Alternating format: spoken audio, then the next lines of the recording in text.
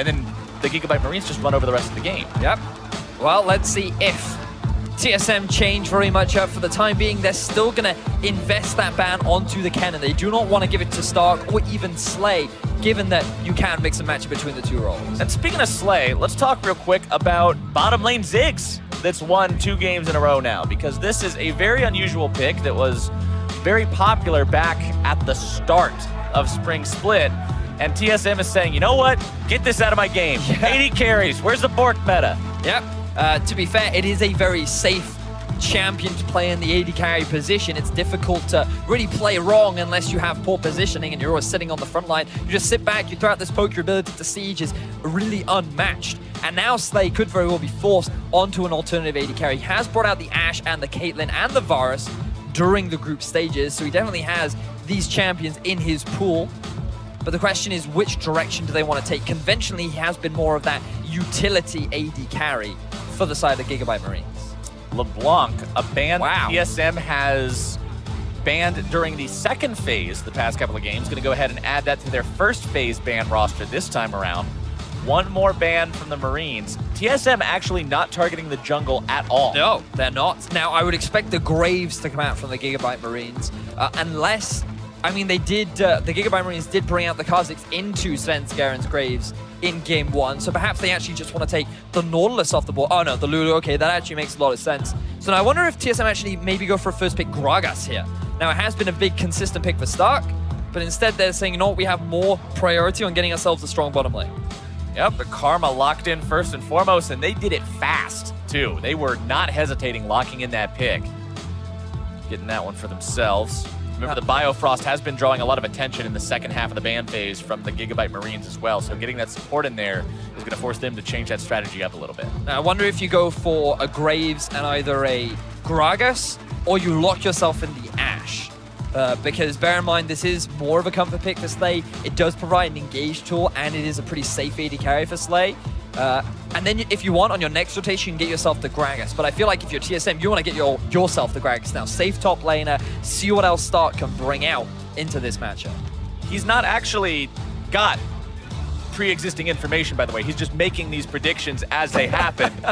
Calling out the champions that are going to be locked in. Vadius knows what's going through the Gigabyte's Marines' mind. And what they want to have going through their minds is how good that 3-0 will feel if they can lock that in here.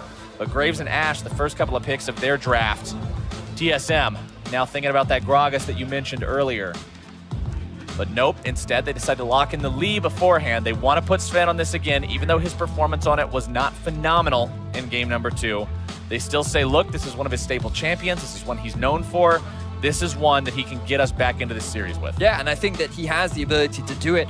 For every down that Svenskaren has, he also has an up, right? Like, this guy definitely has the ability to turn the game around or in favor of Team SoloMid. So they will net themselves the Gragas up in the top lane as well. Pretty safe now. If you're the Gigabyte Marines, I think you should actually go for the Fizz right now. You have the ability to flex it both mid and top as they have done in the past, and you're actually guaranteeing yourself a pretty potent top laner too, right? It's a really good matchup into the Gragas as well. And I think that Stark is an individual who can bust it out and can play it pretty effectively.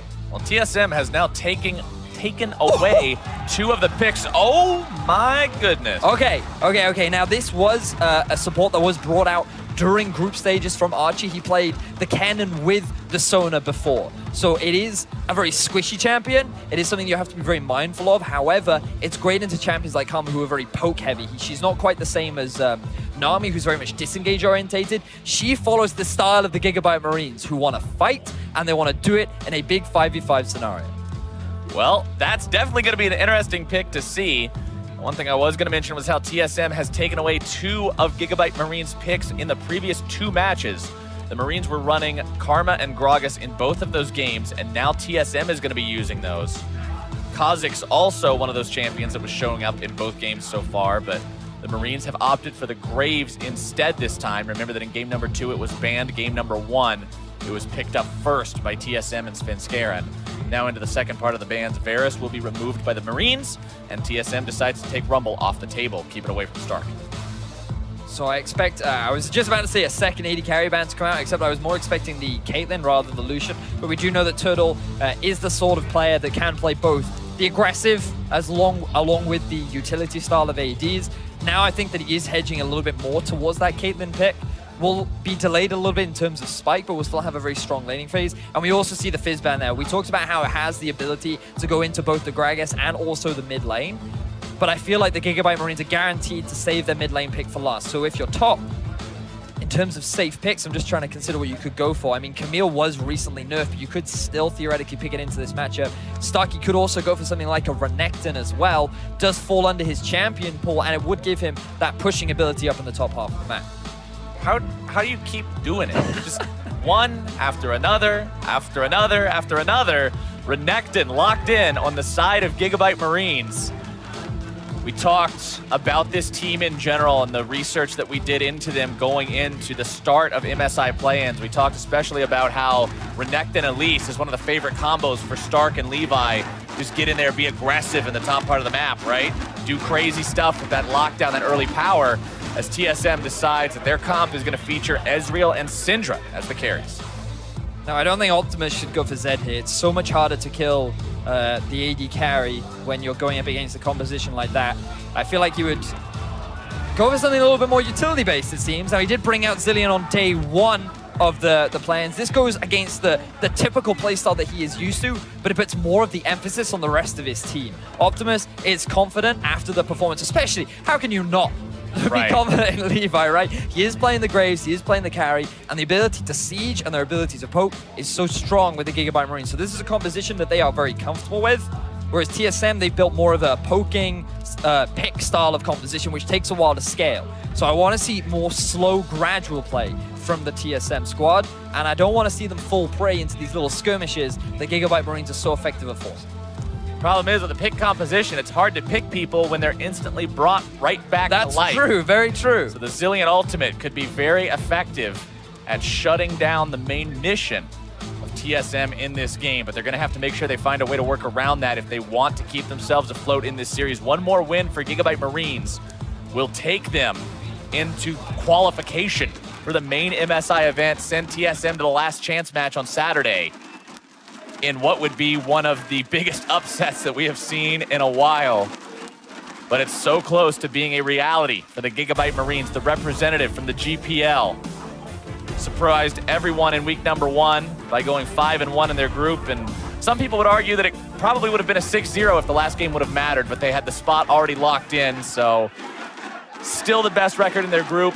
Now having a great out-the-gate sprint against TSM in these first couple matches, seeing if they can lock it in with that 3-0. And it's fascinating because the GPL as a region, they did well at All-Stars. They've been gradually doing better and better every year. Their level has been improving. And now we've gotten to a point where Optimus, Levi, Archie, these are some old names in the League of Legends scene. These guys have been around for a while. And now they're really demonstrating to the world they have what it takes against some of the best. Some of the best regions in the world, like North America has always been considered a strong region internationally. And now we're getting to see the Gigabyte Marines bring it to them, 2-0. Slay and Wild Turtle just kind of going to pass by. Nope, not anymore. One shot fired off as Turtle walks away, just taking that one, doesn't really care too much about it. No level 1 invade coming out from either side. That's a difference that we've seen between this game and the previous 2. Remember that the past couple of matches, TSM has tried to move into Gigabyte Marine territory at level 1, either through the Raptor camp or through the bottom lane tri-brush. Both times it failed for them. This time around, they're saying, you know what? We tried to invade 2 games. We lost 2 games. Let's cool out. Maybe the invade plan isn't a good plan. Trial and error, you know? Maybe that don't work. Well, the Gigabyte Marines will start off Levi at his Raptor camp, clearing out those tiny ones, get level 2 fast enough to have that much more potency against the big one.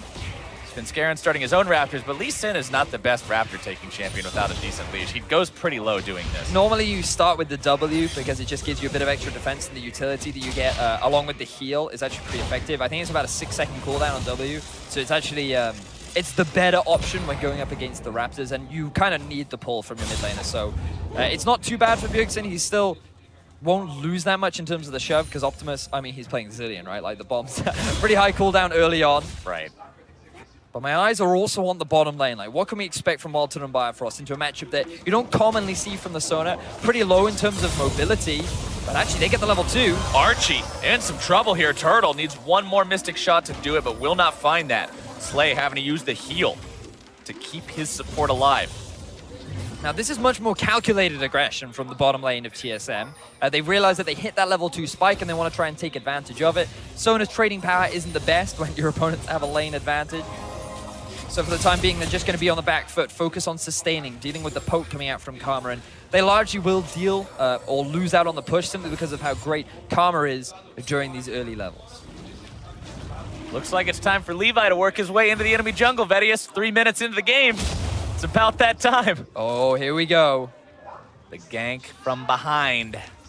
Turtle and Biofrost have summoner spells up and ready to go. Turtle goes ahead, drops that ward back there just to make sure. Svenskeren clearing out the top part of his own jungle. Levi deciding it's time to show himself. Biofrost and Turtle recognize what's coming. Levi slides in, eats a lot of damage though, having to flash away. Turtle with first blood! Now Slay and Archie can't really find anything else. Having to back themselves away. Wild Turtle with double buffs now.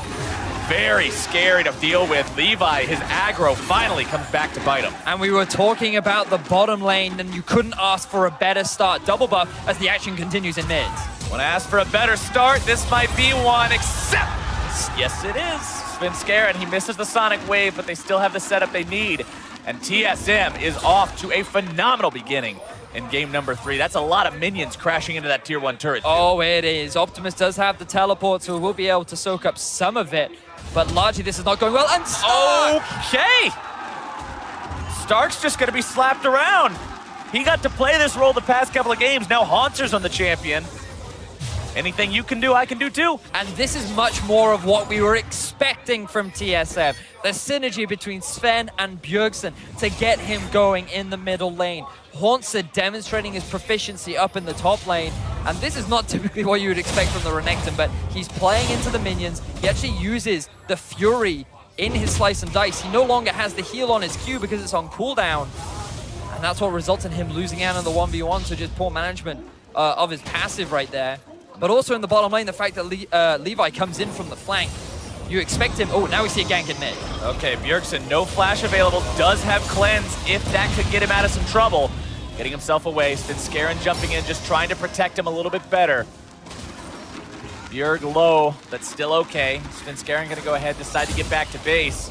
And for the first time, Vedius, the Gigabyte Marines early game rotation machine seems to be not working. Certainly seems like it. They tried to make things happen, and TSM respond in a way in which allows them to be the ones to gain the advantage. Really nice subtle sidestep from Bjergsen there as well to dodge the stuns coming out from Optimus, realizing that if he walks into it, that's going to be his life gone. And again, the pressure continues in the top lane. Oh! Haunter has had enough. He heard us talking about him, and he was like, oh, you guys want to say something? This is a different TSM, Vedius. It's like TSM was just sort of goofing around the past couple of games, and now they're saying, all right, we're gonna lose if we lose this game. Everybody play serious now. And they are just having an awesome early game. Oh, they are, and this is gonna mean so much for the 1v1 matchup too. The fact that Haunter's gotten himself 2 solo kills means that Renekton now effectively has no value in this laning phase. He can't push anymore. The fact that Haunter's going to be able to get early armor means that he can't even trade against him anymore. Haunter's value in team fights is so much larger simply due to the utility that he brings. Stark is really going to struggle to find an impact, largely just because he's losing out on this 1v1. I mean, you talk about Renekton, you talk about a champion who generally the discussion about him is, yeah, he's strong in lane, but he falls off later on. When you die 1v1 to your opponent twice in lane, you're sort of removing the strength of your champion. Oh, for sure. And now look at the CS discrepancies as well. A solid 20 lead on every single member of Team SoloMid. This is so much more of what we expected from the North American squad. Taking those picks that the Gigabyte Marines used last game seems to be working out pretty well for them. Taking the Gragas away from Stark, taking the Karma away from Archie. Bjergsen now back on the Syndra too. Optimus just bombing the wave, trying to keep Bjergsen zoned away, and maintain control as much as he can. Bjerg doesn't really care too much about that either. And it also ties into the investment from Levi, right? Because normally you expect him to be ganking either the top lane or the middle lane. And when you have a Renekton who ends up getting pushed in, perhaps Levi should have invested more of his resources towards the top half of the map. Perhaps he should have looked to try and snowball this Renekton up against Hauntzer, which works for them very nicely in game 1. But now he invested a gank down in the bottom lane. It ends up going horribly wrong for him. Wildton and Biofrost already had the stronger push, and now they're going to be winning out on the trade, along with Svenskeren looking for a dive down bot. Svenskeren wants to make this one happen, gets the kick onto Slay, who is just going to be destroyed. Wild Turtle grabbing the kill on that one, going up to 2-0 as TSM will take turret first blood 8 minutes in. Very clean map movements from Team SoloMid. They push out the middle lane with Syndra. They make a map movement through the river, knowing that they have full vision control around the bottom half of the Gigabyte Marines jungle. And then they easily set up the dive. And Slay and Archie, they know the play is happening, but they're still level 5 and level 4. Wild Turtle is level 7. The fact that TSM have just naturally a massive experience advantage, and it continues up in the top lane. Meanwhile, top lane, I don't even know what to say about that one. Hauntzer with his 3rd solo kill! The man is running wild!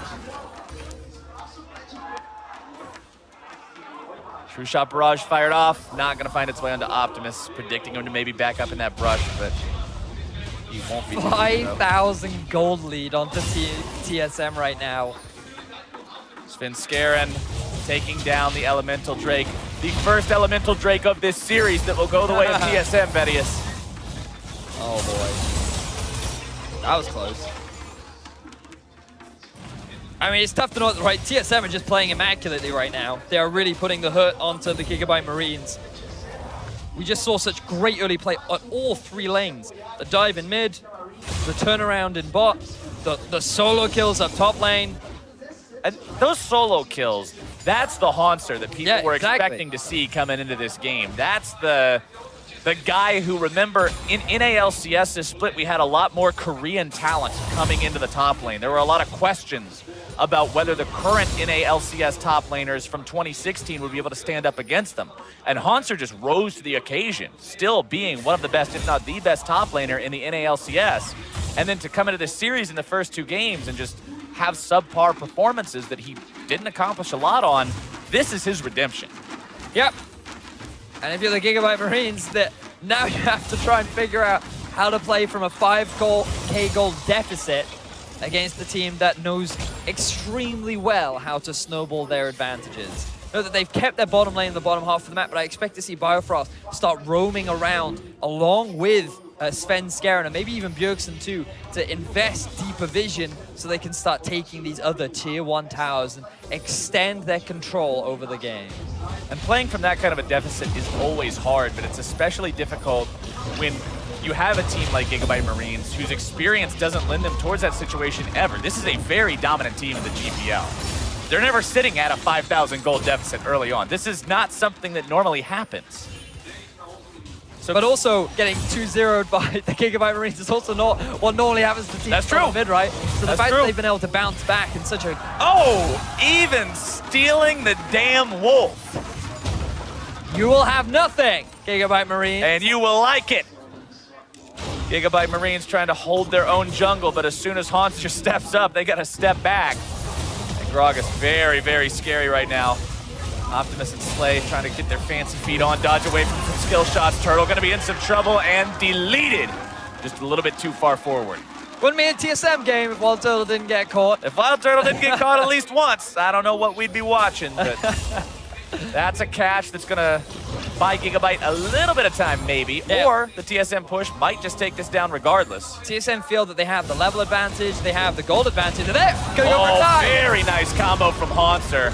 Resilient save gonna be big though as Hauntzer gets chain CC'd and can't do anything about it. Nice turnaround from Gigabyte Marines. So, this time round, Gigabyte Marines are able to punish the dive from Team SoloMid.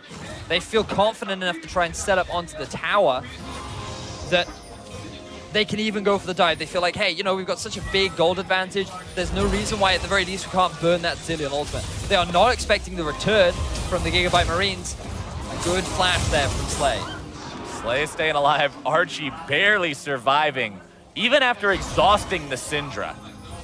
You talked about the squishiness of the Sona when they locked it in, Vedius, and the champion's very easy to kill if you aren't watching. Svenskeren trying to get in there, but the minion eats the Sonic Wave instead. This will be another tower going in favor of TSM. Good control overall. The fact that they've now taken all the outer objectives, likely going to be waiting for the next Infernal Drake to spawn so they can pick that one up for themselves and then start working their way onto these tier 2s. The tier 2s become a little bit harder because you have to utilize more map movements, so you gain control of the jungle and then you rotate between either top and mid or mid and bot while you keep Haunter off onto a side lane. But given the way that they're playing and the way that they traditionally play during the regular season when they have a lead, you would expect TSM to start very efficiently closing out this game. And one thing to still keep in mind along with that is Stark is mostly still a non-factor. Yep. He's a level down, almost 2 levels down. Haunter will take level 11 right now. He's got 40 less farm, and he's 0-3 and 0. This is effectively a 4v5 for the time being for the Gigabyte Marines. And it's funny how at the very start during Champions Select, we talked about how Optimus will move away from these carries and shift onto more of a utility mid laner to play around his team.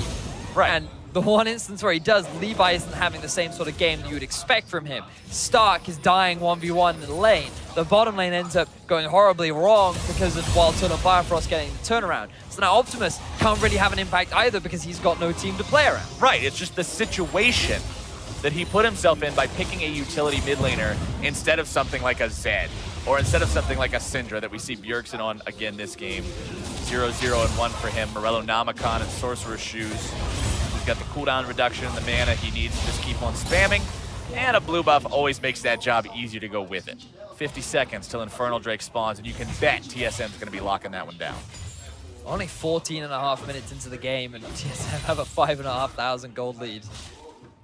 Just unbelievable how swiftly they dismantled the Gigabyte Marines. And I think a lot of it came down to the way the draft was done, taking away some of those big picks that Gigabyte Marines were using to be so effective. TSM properly denied them. They were able to make the adjustments they needed, and we talked about that going into this. Adjusting in a best of 5 is actually a huge part of it. It can mean the difference between winning and losing sometimes. Oh, it certainly can. I do feel that we're going to see a lot more value on this Gragas pick coming into the rest of the game, should TSM be able to close this one out. I mean, in terms of expectations, you would imagine that a team with this kind of a gold lead at this point of the game... We can't even talk about expectations. Yeah. That's the problem. Just because of the way games 1 and 2 played out, but Infernal Drake will drop to TSM. That's two Elemental Drakes, to 0 for these guys. Still sitting on almost a 6K gold lead, 15.5 minutes in, but now, what do they do with that? How do they translate that into an even greater lead? You mentioned how it's harder to push onto those tier 2s now, but that's what they've got to start doing. Yep, well, they have some big item spikes to help them do it. Trinity Force being completed onto Bjergsen, onto Turtle rather. While Bjergsen has... That'd be a new one. It would definitely be a new one. Instead, he's going to stick to the standard Morello Nomicon. Given that they have pretty significant item advantages over their lane counterparts, I mean that TSM have, I suppose, 2 options. They could just group mid and siege and go for a risky dive, but always you have to respect the idea that Optimus can just revive someone. So even if you pick someone underneath the turret, that could actually end up going horribly wrong for you like it did earlier on for Haunter. So instead, the better way is to just start moving into the enemy jungle and just get that heat vision down. You want to make sure that you have full control over what Gigabyte Marines are trying to do in their own half of the map, and then you either look for a pick, or instead you just constantly rotate between 2 lanes and just gradually siege down onto these turrets. And I like what we're seeing from Svenskeren in this game too, because he's not doing that, I've got to make a play, I got to get in, let's just go right now type of stuff that we saw in game number 2. He's playing it more slowly. It's like they said, hey, look, we're going to win this game, but we got to make sure we're smart about it instead of just trying to make it happen right now, right here, all the time, go, go, go, 110%. 1-0 and 1 on the Lee Sin. Best performance yet. Bjergsen, though, caught out, bursted down, no way out of there. Kill credit goes over to Levi. That's his first one of the game. So Gigabyte Marines, they actually find themselves a pick onto Bjergsen, who was really overextending himself in the top or through the middle lane. He thought that he could get himself a pick onto Archie. He saw how much damage he did earlier on, and perhaps the bloodlust clouded his eyes. This will give a little bit more freedom to the Gigabyte Marines now. They can buy a little bit more time, given that the powerful mid laner of TSM is now taken off the map. Hauntzer picking himself up a Rift Herald, a seldom taken buff. Usually that thing only goes down when you're so far ahead that you just are looking for something to do. And that's kind of where Hauntzer is. I mean, with the lead that he currently has over his lane opponent, it's only going to be scarier as Optimus uses the ulti on himself, and Turtle knows to just let that expire before finding the last auto attack to take him down. I like the patience there from Turtle. He knew that Optimus wasn't getting out. Talking about overextended mid laners, that was exactly the same there for Optimus. He had no control over the river. Ends up getting collapsed upon as a result. But now Bjergsen has respawned, and one of your main wave clearers in the Zillion has now been taken off the map. So that small amount of time that you were trying to buy for yourself has now disappeared. And TSM will return to their siege. Meanwhile, Hauntzer just keeps on pushing in the top lane, maintaining that 40 CS advantage. TSM looking to see if they can set something up with Svenskeren over this wall.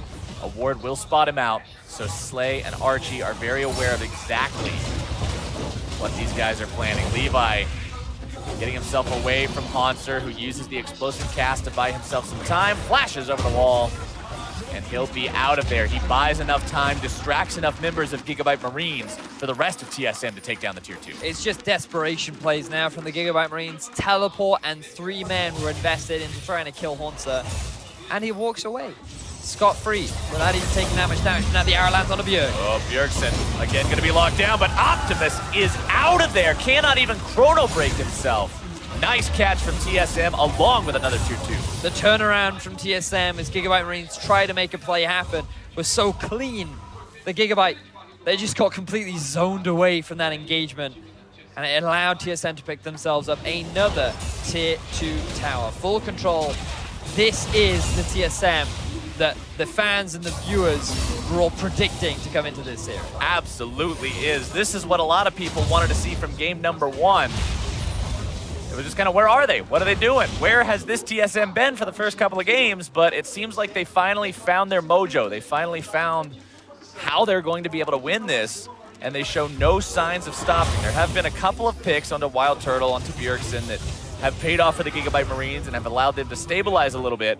But look at Levi, 1, 1, and 2 on the Graves. Now, I'm not saying that's a bad score, but on a team where you're the catalyst for everybody making moves happen, where you're the guy who always gets everything going, if that's all the further you are 20 minutes into the match, who else is going to make those plays? And it's fascinating how in game 1, Gigabyte Marines were able to snowball a game after one small mistake from TSM.